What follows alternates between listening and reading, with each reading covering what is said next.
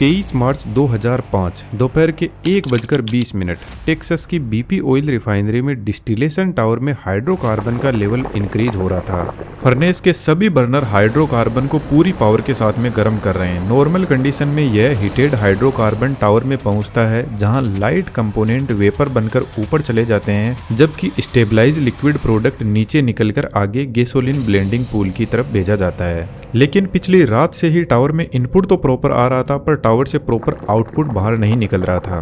धीरे धीरे tower full होने लगता है, लेकिन यहाँ पर लगा लेवल ट्रांसमीटर गलत रीडिंग बता रहा था। नॉर्मल कंडीशन में यह हाइड्रोकार्बन 7 फीट की हाइट तक टावर में भरे रहते हैं, तब मीटर 100% रीडिंग शो करता है। लेकिन रात से ही टावर 13 फीट तक भर चुका था और मीटर अभी भी 96% रीडिंग शो कर रहा था। ऊपर से टावर पर लगा प्रेशर कंट्रोल वॉल काम नहीं कर रहा था। मॉर्निंग में शिफ्ट चेंज होती है। ऑपरेटर को यह नहीं पता था कि टावर के अलावा हीट एक्सचेंजर पाइपिंग सभी पूरी तरीके से फुल हो चुके हैं। दोपहर के 1:04 पर यह टावर 158 फीट की हाइट तक भर चुका था। इस टावर की टोटल हाइट 170 फीट होती है, लेकिन अभी भी लेवल मीटर 78% रीडिंग शो कर रहा था। बाहर से देखने में टावर एकदम नॉर्मल था, लेकिन अब प्रेशर एक लिमिट से आगे बढ़ गया। तो यहाँ पर प्रेशर रिलीजिंग वॉल ओपन होते हैं। इस वॉल से 6 मिनट में 1,96,500 लीटर हॉट फ्लेमेबल हाइड्रोकार्बन्स बाहर निकलकर कलेक्शन हेडर में आता है। एक्चुअल में इसको वापस क्लोज्ड लूप में जाना था, लेकिन यह कलेक्शन में आ जाता है।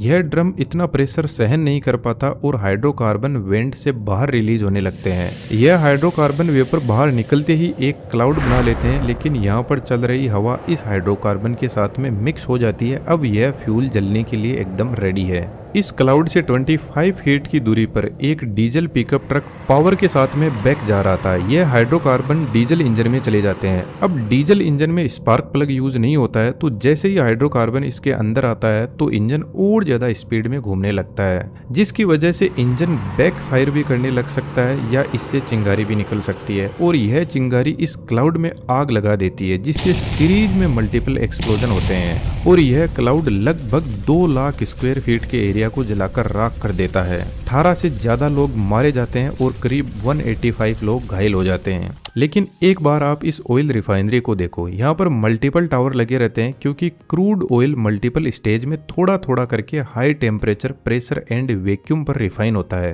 क्रूड ऑयल बेसिकली हाइड्रोकार्बन्स की लॉन्ग चेन होते हैं, जिसमें सल्फर, नाइट्रोजन, मेटल्स जैसी इम्प्योरिटीज होती है, और यहाँ पर हर टावर इम्प्योरिटीज को दूर कर रहा है और उसको हाई फ्लेमेबल बना रहे हैं। तो देखा जाए तो हर एक टावर एक बॉम्ब बनकर बैठा हुआ है। थोड़ा डिटेल से ऑयल रिफाइनरी का टूर करते हैं आज। एक्चुअल में ऑयल रिफाइनरी से सिर्फ पेट्रोल और डीजल नहीं निकलता, इससे इतने अलग अलग मटेरियल निकलते हैं कि यह एक तरीके से क्रूड ऑयल के अंदर छिपे खजानों को खोलने जैसा है।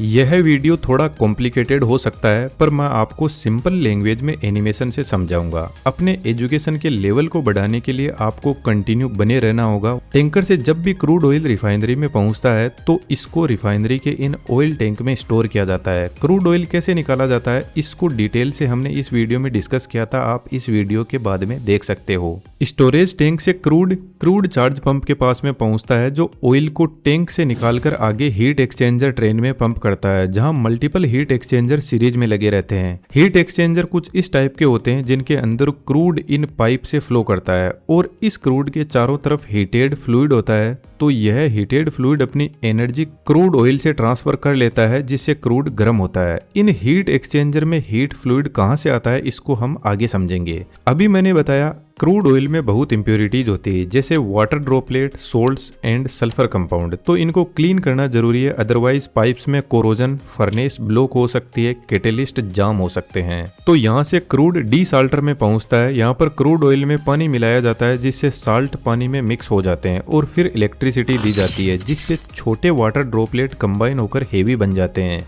और वह धीरे धीरे नीचे बैठने लगते हैं। तो फिर यहाँ से सोल्टी वाटर को बाहर निकाल दिया जाता है और ऊपर से क्रूड को आगे भेजा जाता है।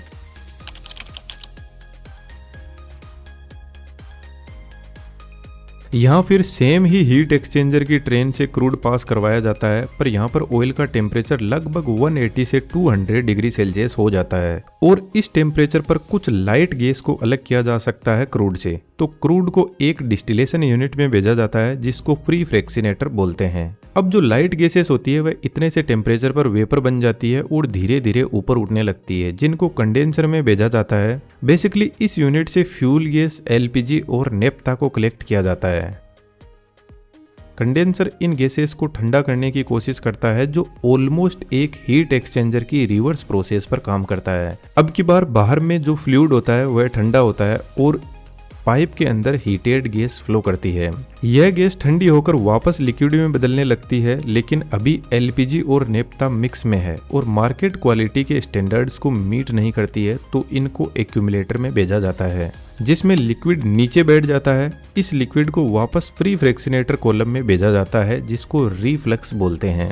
एक्यूमुलेटर में ऊपर जो गैसेस रहती है इनको स्टेबलाइजर कॉलम में भेजा जाता है। इस कॉलम के नीचे की साइड में एक डिवाइस कनेक्टेड रहती है जिसको री बॉयलर बोलते हैं। इस डिवाइस में ट्यूब के अंदर हाई हीटेड स्टीम फ्लो करवाई जाती है, जिसकी वजह से इसके अराउंड नेप्था और एलपीजी हीट होने लगती है। एलपीजी और फ्यूल गैस हल्की होती है तो वह ऊपर उठ जाती है और नीचे से स्टेबलाइज नेप्था को कलेक्ट कर लिया जाता है। नेप्था से ही आगे जाकर पेट्रोल बनता है। अभी ऐसा समझो पेट्रोल रो फॉर्म में है जिसको नेप्था बोलते हैं। फर्दर यहाँ से फ्यूल गैस और एलपीजी को डी इथेनाइजर कॉलम में भेजा जाता है हाई प्रेशर में, और नीचे री बॉयलर से हीटिंग प्रोवाइड की जाती है। तो हाई प्रेशर की वजह से एलपीजी और फ्यूल गैस फर्दर डिवाइड हो जाती है। यहाँ से निकली एलपीजी अभी डायरेक्ट मार्केट में सेल होने लायक नहीं होती, क्योंकि इसमें हाइड्रोजन सल्फाइड और मर्सेप्टन और सल्फर जैसे कंपाउंड हो सकते हैं जिनसे तेज बदबू आती है, तो इनको भी रिमूव करना जरूरी है। लेकिन एलपीजी में मेनली प्रोपेन और ब्यूटेन रेंज कंपाउंड होते हैं जिन्हें रिफाइनरी डिजाइन के हिसाब से डी प्रोपेनाइजर और डी ब्यूटेनाइजर जैसे कॉलम से अलग किया जा सकता है। इसके बाद में ट्रीटिंग, ड्राइंग और टेस्टिंग जैसी मल्टीपल स्टेजेस में क्लीन करके सभी इम्प्योरिटीज को रिमूव करके ही स्वीट एलपीजी बनाई जाती है, जो स्टोरेज और सेल के लिए रेडी होती है। नेप्था से कैसे पेट्रोल बनता है इसको हम थोड़ा आगे समझेंगे। अब यह जो प्री फ्रैक्शनेटर कॉलम था यह सिर्फ 5 से 10% मटेरियल क्रूड ऑयल में से निकाल पाता है। बाकी बचा हुआ क्रूड फिर से हीट एक्सचेंजर ट्रेन में जाता है और फिर यहाँ से फर्नेस में। बेसिकली हीट एक्सचेंजर फर्नेस के लोड को कम करते हैं, इसलिए जब तक फर्नेस की नीड ना हो तब तक इन्हीं से काम चलाया जाता है। फर्नेस क्रूड को हार्ड हीटिंग करती है क्योंकि इसमें बर्नर जलते हैं। यहाँ से क्रूड निकलते हुए उसका टेम्परेचर 350 से 360 डिग्री सेंटीग्रेड हो जाता है और यह क्रूड पहुंचता है मेन फ्रैक्शनेटर में, जो रिफाइनरी का हार्ट होता है। इसी को क्रूड डिस्टिलेशन यूनिट भी बोलते हैं। मेन फ्रैक्शनेटर के बॉटम से क्रूड एंटर करता है फ्लैश जोन में। यहाँ पर ऑयल काफी हीटेड होता है तो इसमें अवेलेबल लाइट गैसेस वेपर बन के ऊपर उठने लगती है। अब यहाँ पर थोड़ा ध्यान से देखना, मेन फ्रैक्शनेटर में मल्टीपल ट्रेज लगी रहती है जिनकी डिजाइन कुछ ऐसी होती है और इनके अराउंड लिक्विड भरा रहता है। अब मान लो कोई गैस का मॉलिक्यूल आया, यदि उसका बॉइलिंग टेम्परेचर 330 डिग्री सेंटीग्रेड से ज्यादा है तो उसको यह लिक्विड ठंडा लगेगा और वह इसमें ठंडा होकर यहीं पर रुक जाएगा। लेकिन मान लो कुछ गैस पार्टिकल का बॉइलिंग पॉइंट इससे भी कम है तो वह इस लिक्विड से और बॉइल होकर और ऊपर चला जाएगा। तो सेम ही तरीके से अलग अलग पॉइंट पर ट्रेज के अंदर अलग अलग फ्यूल इकट्ठा होते रहते हैं। अब आप इस डिस्टिलेशन यूनिट को देखो, सबसे ऊपर सबसे हल्की गैस पहुंचेगी और जैसे जैसे नीचे आएंगे वैसे वैसे हेवी मॉलिक्यूल वाले फ्यूल मिलेंगे। जैसे सबसे ऊपर फ्यूल गैस और एलपीजी को कलेक्ट किया जाता है, उसके थोड़ा नीचे नेप्था, बीच में केरोसिन और एविएशन टरबाइन फ्यूल, इसके नीचे डीजल और लाइट गैस ऑयल मिलते हैं, इसके नीचे हेवी गैस ऑयल और सबसे नीचे कचरा सेट जिसको रेजिड्यू बोलते हैं। अब यह जो क्रूड डिस्टिलेशन टावर होता है इसकी हाइट 150 से 200 फीट तक हो सकती है और इसमें करीब 30 से 50 अलग अलग फ्यूल की ट्रे हो सकती है जो अपने अपने टेम्परेचर की रेंज में जाकर सेटल होते रहते हैं। लेकिन यहाँ पर एक प्रॉब्लम है, डिस्टिलेशन प्रोसेस में कई बार ऐसा होता है कि हेवी मॉलिक्यूल अपने पूल को छोड़कर ऊपर वाले पूल में चले जाते हैं। जैसे हमारे नेता लोग पार्टी बदलते रहते हैं, पर इन ऑयल पार्टिकल का तो हमारे पास में इलाज है। हमारे पास यहाँ पर जो लिक्विड होता है उसको ऊपर वाले पूल से वापस नीचे वाले पूल में भेजा जाता है। अब यदि कोई हेवी मॉलिक्यूल होगा तो वह यहाँ पर सेटल हो जाएगा और लाइट मॉलिक्यूल वापस ऊपर चला जाएगा। अब ऐसा भी होता है कि जैसे डीजल है उसमें केरोसिन के मॉलिक्यूल साथ में बाहर निकल जाते हैं। अब केरोसिन देखा जाए तो डीजल से हल्का होता है, तो इस लाइट वेट मॉलिक्यूल को कैसे बाहर निकाला जाए। फॉर एग्जाम्पल, डीजल को एक साइड स्ट्रिपर में डालते हैं। अब इस साइड स्ट्रिपर में सुपर हीटेड स्टीम डाली जाती है तो जो लाइट वेट मोलिक्यूल होते हैं वह वापस वेपर बनकर उड़ जाते हैं और इनको वापस भेज दिया जाता है डिस्टिलेशन टावर में। तो हर एक प्रोडक्ट का अपना प्रोडक्ट स्ट्रिपर होता है जो अपने अपने फ्यूल को बेटर क्लीनिंग करने में लगा है, लेकिन यहाँ से निकला हुआ फ्यूल मार्केट स्टैंडर्ड्स को मीट नहीं करता, तो इसको फर्दर ट्रीटमेंट की नीड होती है जिसको हम थोड़ा आगे समझेंगे। लेकिन एक बात समझ लो, ऑयल रिफाइनरी को 3D एनिमेशन से ही अच्छा समझा जा सकता है। इसमें हम पूरी रिफाइनरी को पहले 3D में बनाते हैं फिर आपको समझाते हैं, लेकिन आप भी कुछ ऐसा क्रिएटिव कर सकते हो और अपने आइडियाज को पूरी यूट्यूब फैमिली के सामने रख सकते हो। हमारा एडवांस 3D एनिमेशन कोर्स इसमें आपकी बहुत हेल्प करेगा। डिस्क्रिप्शन में डिटेल्स है, जरूर से ज्वाइन कीजिएगा और हमारी तरफ से आपको पूरा सपोर्ट रहेगा A to Z एनिमेशन सिखाने में। फ्री फ्रैक्शनेटर में हमने देखा था कि ऊपर से जो फ्यूल गैस LPG और नेप्था निकली थी उसको हमने कंडेंसर में भेजा था। सेम ही तरीके से मेन फ्रैक्शनेटर के प्रोडक्ट को ठंडा करके ओवरहेड एक्यूमुलेटर में भेजा जाता है। आगे की प्रोसेस सेम ही रहती है, लेकिन यहाँ से स्टेबलाइजर कॉलम से जो नेप्था निकलती है वह लिक्विड फॉर्म में होती है और ठंडी होती है, तो इसको वापस मेन फ्रैक्शनेटर के टॉप से छोड़ा जाता है। तो जो भी हेवी पार्ट्स होते हैं वह ठंडा होकर वापस नीचे आ जाते हैं। इससे मेन फ्रैक्शनेटर की क्वालिटी बढ़ती है।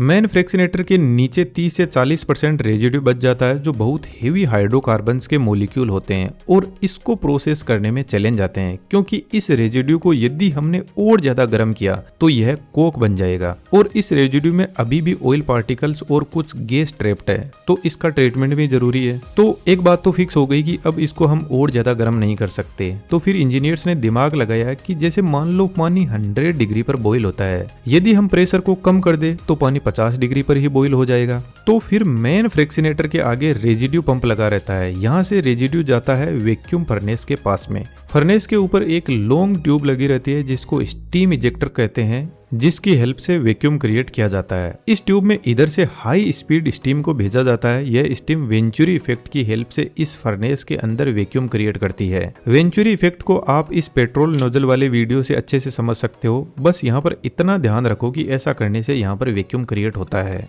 जिसकी वजह से कम टेम्परेचर पर ही रेजिड्यू बॉईल होने लगता है और फिर इस रेजिड्यू को भेजा जाता है वैक्यूम डिस्टिलेशन यूनिट में। इस यूनिट में सबसे ऊपर की तरफ एक कंडेंसर लगा रहता है। इसके साइड में वैक्यूम रिसीवर होता है जिसके ऊपर स्टीम इजेक्टर से वैक्यूम क्रिएट किया जाता है। यह वैक्यूम कंडेंसर तक पहुंचता है और कंडेंसर वैक्यूम को वैक्यूम डिस्टिलेशन टावर में भेजता है, जिसकी वजह से अंदर का प्रेशर 10 to 15 mmHg हो जाता है। आप नॉर्मल एटमॉस्फेरिक प्रेशर को यहाँ पर कंपेयर कर सकते हो। यह टावर साइज में थोड़े वाइड होते हैं क्योंकि जैसे ही रेजिड्यू टावर में फ्लैश जोन में एंटर करता है तो तुरंत वेपर में फैल जाते हैं, तो इनको बड़ा एरिया चाहिए। अब यह वेपर धीरे धीरे ऊपर उठने लगते हैं और ऊपर से ठंडा लिक्विड आता है, तो वेपर लिक्विड के कांटेक्ट में आते ही जो भारी मोलिक्यूल गलती से वेपर बन गए थे वह लिक्विड के कांटेक्ट में आकर वह भी लिक्विड में बदल जाते हैं और वापस नीचे आकर सेटल होने लगते हैं। और जो हल्के वेपर होते हैं वह हीट की वजह से ऊपर जाने लगते हैं। तो बेसिकली लाइट मोलिक्यूल ऊपर जा रहे हैं जिनको लाइट गैस ऑयल बोलते हैं, और जो हेवी मोलिक्यूल नीचे आ रहे हैं उनको हेवी गैस ऑयल बोलते हैं। और कंबाइन इनको वैक्यूम ऑयल बोला जाता है क्योंकि यह वैक्यूम यूनिट से निकलते हैं। टावर में आप देखोगे स्ट्रक्चरल पैकिंग होती है जो प्रेशर ड्रॉप को रिड्यूस करता है, और ट्रेज की डिजाइन अलग होती है जिसमें नोजल लगे रहते हैं। तो जब इन ट्रे के अंदर हेवी मोलिक्यूल इकट्ठा होते हैं तो इनको बाहर निकाल लिया जाता है, जिनको आगे पेट्रोल डीजल में बदला जा सकता है। लेकिन कुछ मोलिक्यूल ऐसे होते हैं जो बहुत ही हेवी होते हैं और वह इन ट्रेज से होते हुए नीचे सेटल होने लगते हैं। इन मोलिक्यूल को वैक्यूम रेजिड्यू बोला जाता है। अब जो ऊपर की तरफ वेपर जा रहे हैं वह कंडेंसर में ठंडा होकर लिक्विड में बदल जाते हैं और इस लिक्विड को रिफ्लेक्स ड्रम से वापस टावर में ऊंचाई से गिराया जाता है। लेकिन इस रिफ्लेक्स में से कुछ प्रोडक्ट बाहर निकाल लिया जाता है जो लाइट गैस ऑयल होता है। अब वैक्यूम रेजिड्यू को हम फेंक नहीं सकते, इसमें बहुत ही लॉन्ग हाइड्रोकार्बन के कॉम्प्लेक्स मोलिक्यूल होते हैं। जैसे एस्फाल्टिंग का मोलिकुलर वेट आप देख सकते हो लगभग 3000 से 5000 के बीच में होता है, तो इसकी भी फर्दर ट्रीटिंग की जाती है जिसकी एक अलग अप्रोच है। अभी तक हमने जितने भी प्रोडक्ट बनाए हैं वह कोई भी मार्केट स्टैंडर्ड को मीट नहीं करता, क्योंकि क्रूड ऑयल बेसिकली हाइड्रोकार्बन की एक चेन होती है और अभी तक हमने सिर्फ इन हाइड्रोकार्बन को सेपरेट किया है हेवी मोलिक्यूल और लाइट मोलिक्यूल के बेसिस पर। डिस्टिलेशन यूनिट की हेल्प से। अब हम इनको धीरे धीरे रियल प्रोडक्ट में चेंज करते हैं, इन सभी यूनिट के डॉट को कनेक्ट करते हुए फाइनल प्रोडक्ट तक पहुंचते हैं। लेकिन आप नोटिस करो हमारे पास में अब तक कितने टाइप के फ्यूल निकल गए। फ्री फ्रैक्शनेटर से एलपीजी, फ्यूल गैस और नेप्था, मेन फ्रैक्शनेटर से fuel gas, naphtha, LPG, kerosene, aviation turbine fuel, diesel और हेवी गैस ऑयल और रेजिड्यू। वैक्यूम डिस्टिलेशन से लाइट वैक्यूम गैस ऑयल और हेवी वैक्यूम गैस ऑयल और इसके अलावा वैक्यूम रेजिड्यू निकलता है। अब इसमें वैक्यूम रेजिड्यू को तो हम बाद में देखेंगे, सबसे पहले हेवी गैस ऑयल से स्टार्ट करते हैं। वैक्यूम गैस ऑयल और फ्री फ्रैक्शनेटर के बॉटम से जो हेवी गैस ऑयल निकलता है, इन सबको कंबाइन करके इससे पेट्रोल और डीजल बनाया जाता है। लेकिन आप नोटिस करो हमने इसमें से लगभग इम्प्योरिटीज को तो हटा दिया, अब सिर्फ लॉन्ग हाइड्रोकार्बन की चेन हमारे पास में है, तो इसको अब केमिकली ही तोड़ा जा सकता है। यदि कोई भी मॉलिक्यूल है उसमें हाइड्रोजन और कार्बन का रेशियो जितना ज्यादा होगा वह उतना ही बेहतर होगा। जैसे मीथेन, हाइड्रोजन 4 है और कार्बन 1, और हाइड्रोजन हमेशा कार्बन से अच्छा बर्न होता है। अब हमारे पास में दो मेथड है। पहले इन तीनों गैस ऑयल को फ्लूइड कैटालिटिक क्रैकिंग यूनिट में भेजा जाता है। यहाँ पर आप देख सकते हो एक लंबा पाइप है, इसके ऊपर एक छतरी जैसा स्ट्रक्चर बना हुआ है। इस लंबे पाइप को राइजर बोलते हैं, जिसके नीचे से वैक्यूम गैस ऑयल और हेवी गैस ऑयल को एंटर करवाया जाता है नोजल्स की हेल्प से। साइड से आप देख सकते हो एक पाइप आ रहा है, इसके थ्रू राइजर में कैटलिस्ट को एंटर करवाया जाता है, जो बारीक पाउडर होता है मिट्टी जैसा, लेकिन काफी हीटेड होता है। और जैसे ही यह हाई हीटेड कैटलिस्ट इस हेवी ऑयल के कांटेक्ट में आता है तो तुरंत वेपर में बदल जाता है। यह रिएक्शन इतनी फास्ट होती है कि 2 से 3 सेकंड में यह वेपर राइजर की 25 मीटर की हाइट पर पहुंच जाते हैं। यहाँ पर पहुंचते ही कैटलिस्ट को अलग करना जरूरी है, तो ऊपर छतरी जैसा स्ट्रक्चर होता है जिससे कैटलिस्ट टकरा के साइक्लोन जनरेटर में जाता है, जहाँ कैटलिस्ट ऐसे दीवारों से टकराते हुए भारी होने की वजह से नीचे आ जाते हैं और वेपर हल्के होने की वजह से ऊपर आगे की तरफ निकल जाते हैं। इस रिएक्शन में catalyst basically in long hydrocarbon की चेन से कार्बन को बाहर निकालता है और कार्बन कैटलिस्ट पर ही आकर बैठ जाते हैं। तो इस कैटलिस्ट को वापस ठीक करना जरूरी है, जिसके लिए इसको रीजनरेटर में भेजा जाता है। रीजनरेटर में हाई हीटेड एयर को कैटलिस्ट के बीच में से पास करवाया जाता है, जिससे यह कार्बन बर्न हो जाता है और यह हीटेड कैटलिस्ट वापस राइजर में जाता है और यही रिएक्शन चलती रहती है। अब रीजनरेटर से जो हीटेड एयर बाहर निकलती है, कैटलिस्ट को क्लीन करके उससे स्टीम बनाकर इलेक्ट्रिसिटी जनरेट की जा सकती है, या फिर उसको हीट एक्सचेंजर में भी दिया जा सकता है। अब यहाँ से हाइड्रोकार्बन चेन ब्रेक होकर बाहर निकलती है, पर सब कुछ मिक्स में होता है, तो इनको अलग अलग स्टेज पर सेपरेट करने के लिए फिर से एक फ्रैक्शनेटर होता है, जिसमें अलग अलग ट्रेज पर इनको सेपरेट किया जाता है। टावर में सबसे ऊपर से निकलती है फ्यूल गैस, जिसको रिफाइनरी में ही यूज में ले लिया जाता है फर्नेस को जलाने में।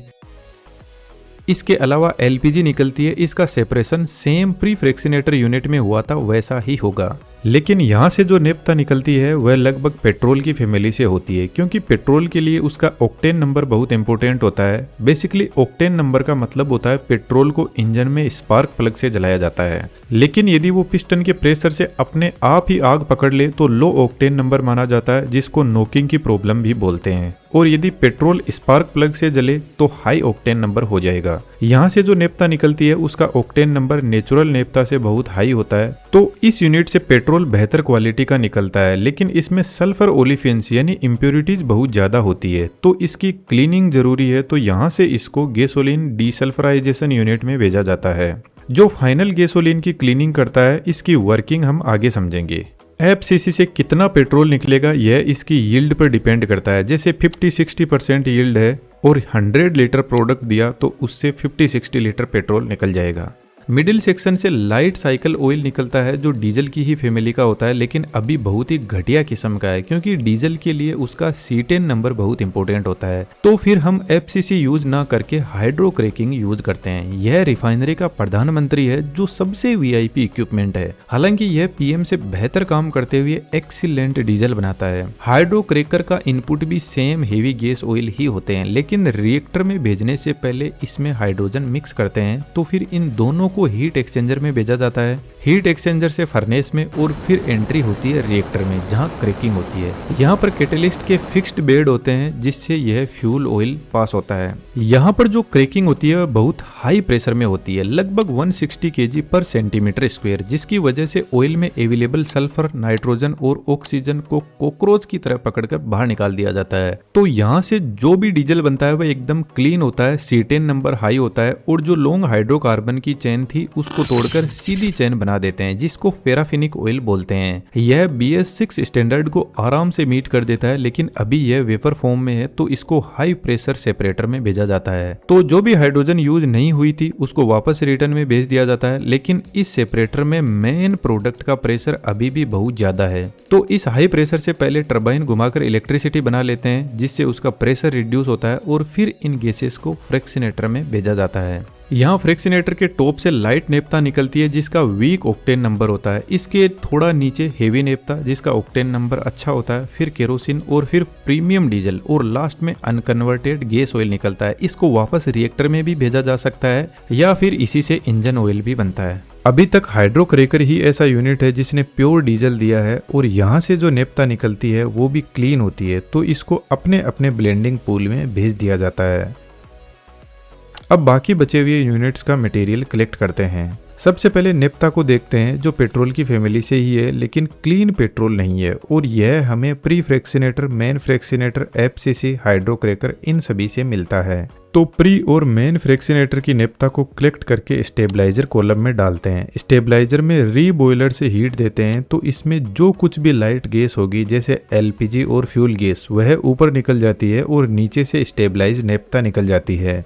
लेकिन इसके अंदर सल्फर कंपाउंड हो सकते हैं जिसकी वजह से इंजन के अंदर नॉकिंग की प्रॉब्लम आती है, तो सल्फर को रिमूव करने के लिए इस नेप्था को हाइड्रो ट्रीटर में भेजते हैं। यह एक रिएक्टर ही होता है जिसकी वर्किंग सिमिलर हाइड्रोक्रैकर जैसी ही होती है। एक साइड से नेप्था और एक साइड से हाइड्रोजन को मिक्स करके हीट एक्सचेंजर हीटर से होते हुए रिएक्टर में पहुंचाते हैं, जहां हाइड्रोजन सल्फर के साथ में मिलकर हाइड्रोजन सल्फाइड बना लेता है। रिएक्टर से निकलने के बाद में हाई प्रेशर सेपरेटर हाइड्रोजन को अलग कर देते हैं और यहां से नेप्था को स्प्लिटर कॉलम में भेजा जाता है। स्प्लिटर कॉलम में रीबॉयलर से हीट प्रोवाइड करवाते हैं। ऊपर से लाइट नेप्था और नीचे से हेवी नेप्था निकल जाती है और सबसे ऊपर से हाइड्रोजन सल्फाइड, लाइट हाइड्रोकार्बन और कुछ मात्रा में LPG और फ्यूल गैस निकल जाते हैं। जो बेकार गैस है उनको ट्रीटमेंट करके बाहर छोड़ दिया जाता है। लाइट नेप्था को आइसोमराइजेशन यूनिट में भेजा जाता है। यहाँ पर मॉलिक्यूल को तोड़ते नहीं है बल्कि उनकी शेप बदली जाती है, जैसे हमारे नेता मंत्री चेहरा बदलते हैं ठीक वैसे ही, बस यहाँ स्ट्रेट चेन मॉलिक्यूल को ब्रांच्ड मॉलिक्यूल में बदल देते हैं जो गैसोलीन में बेटर ऑक्टेन देते हैं। यह भी एक रिएक्टर ही होता है जिसमें फीड के साथ हाइड्रोजन रिएक्टर में भेजते हैं, तो इससे जो भी प्रोडक्ट बाहर निकलता है उसको सेपरेटर या डिस्टिलेशन कॉलम में डालकर आइसोमराइज को अलग कर लिया जाता है। यहाँ पर स्ट्रिपर भी लगा रहता है बेटर क्लीनिंग के लिए और स्ट्रिपर के आउटपुट को फाइनली गैसोलीन ब्लेंडिंग पूल में डाला जाता है। वीडियो के स्टार्ट में मैंने आपको जो इंसिडेंट बताया था वह इसी यूनिट में हुआ था। यहाँ पर डिस्टिलेशन यूनिट में हाइड्रोकार्बन इकट्ठा होते हुए अब आप नोटिस करोगे यह एकदम ऑलमोस्ट क्लीन है जो हाईली फ्लेमेबल है। तो यहाँ से इनपुट तो टावर में जा रहा है लेकिन आउटपुट नहीं निकल रहा था, और जब यह फुल हो गया तो यह हाइड्रोकार्बन इससे बाहर निकल जाते हैं और बड़ा धमाका कर देते हैं। सेम ही तरीके से हेवी नेप्था का ट्रीटमेंट कैटालिटिक रिफॉर्मर से किया जाता है। यहाँ पर भी नेप्था का ऑक्टेन नंबर को इम्प्रूव किया जाता है रिएक्टर की हेल्प से। लेकिन यहाँ पर एक बात ध्यान देने वाली है, यहाँ पर बहुत सारे सेपरेटर लगे रहते हैं जो पहले लाइट और हेवी नेप्था को अलग करते हैं। आइसोमराइजेशन यूनिट का सेपरेटर, रिफॉर्मर यूनिट का सेपरेटर भी लगा रहता है और उनके टॉप से कुछ लाइट गैसेस जैसे LPG या फ्यूल गैस थोड़ी बहुत निकलती है। तो इनको स्टार्ट में हमने LPG ट्रीटिंग के बारे में समझा था, उसी प्लांट में भेज दिया जाता है और जो बेकार गैस होती है उनको ट्रीट करके बाहर छोड़ दिया जाता है। FCC से जो नेप्था निकलती है उसको गैसोलीन डीसल्फराइजेशन यूनिट से क्लीन किया जाता है। इसमें ओलिफिन्स होते हैं जो गैसोलीन में ऑक्टेन नंबर को इम्प्रूव करते हैं। इसमें भी नेप्था को सेम ही तरीके से रिएक्टर से क्लीनिंग की जाती है। फाइनली सभी ट्रीटिंग यूनिट के प्रोडक्ट को ब्लेंडिंग पूल तक पहुंचाया जाता है। अब ब्लेंडिंग पूल में हेवी नेप्था, लाइट नेप्था और अलग अलग यूनिट से फीड को कलेक्ट करके ब्लेंडिंग पूल में इकट्ठा किया जाता है। तो फाइनली हमें मार्केट की डिमांड के हिसाब से जैसा पेट्रोल चाहिए उसी के हिसाब से यहाँ पर सभी को ब्लेंड करके फाइनल प्रोडक्ट तैयार किया जाता है। अब इसी तरीके से kerosene, aviation turbine fuel, diesel के लिए अलग अलग हाइड्रो ट्रीटिंग यूनिट लगे रहते हैं जिसमें हाइड्रोकार्बन के रेशियो को फाइनल प्रोडक्ट के हिसाब से सेट किया जाता है। इसमें भी सल्फर जैसी इम्प्योरिटीज को रिएक्टर की हेल्प से इम्प्रूव किया जाता है। यहाँ पर हाइड्रोट्रीटिंग के जितने भी रिएक्टर है उनकी वर्किंग ऑलमोस्ट सेम है, बस उन सब का फीड अलग अलग होता है। लेकिन एक प्रोडक्ट अभी रह गया, वैक्यूम डिस्टिलेशन से जो वैक्यूम रेजिड्यू निकला था उसका फर्दर ट्रीटमेंट किया जाता है। उसके लिए भी कई यूनिट होती है, जैसे visbreaking, delayed coker unit, solvent deasphalting unit. यहाँ से फाइनल प्रोडक्ट निकलता है जिसको रोड कंस्ट्रक्शन प्रोडक्ट बनाए जाते हैं, बिटुमिन, एसफाल्ट जैसे। रिफाइनरी से बहुत सारे प्रोडक्ट निकलते हैं, engine oil, lubrication oil, waxes, oil paint. इसके अलावा प्लास्टिक भी रिफाइनरी प्रोडक्ट ही है। और सबसे इंपॉर्टेंट जो कॉस्मेटिक्स का रॉ प्रोडक्ट है वह भी रिफाइनरी से ही आता है। एक्चुअली में यह वीडियो डीप रिसर्च का प्रोडक्ट है। उम्मीद करता हूँ आपको पसंद आया होगा। यदि आप इस वीडियो के एंड तक पहुंचे हो तो कमेंट बॉक्स में जरूर से लिखना, मैं आप सभी के कमेंट रिप्लाई करूंगा। चैनल को सब्सक्राइब जरूर से कर लीजिएगा और भी ऐसे बेहतरीन वीडियोस के लिए। यदि आप ऐसा एनिमेशन सीखना चाहते हो तो डिस्क्रिप्शन में डिटेल्स अवेलेबल है 3D एनिमेशन के कोर्स की, जरूर से ज्वाइन कीजिएगा। Thank you.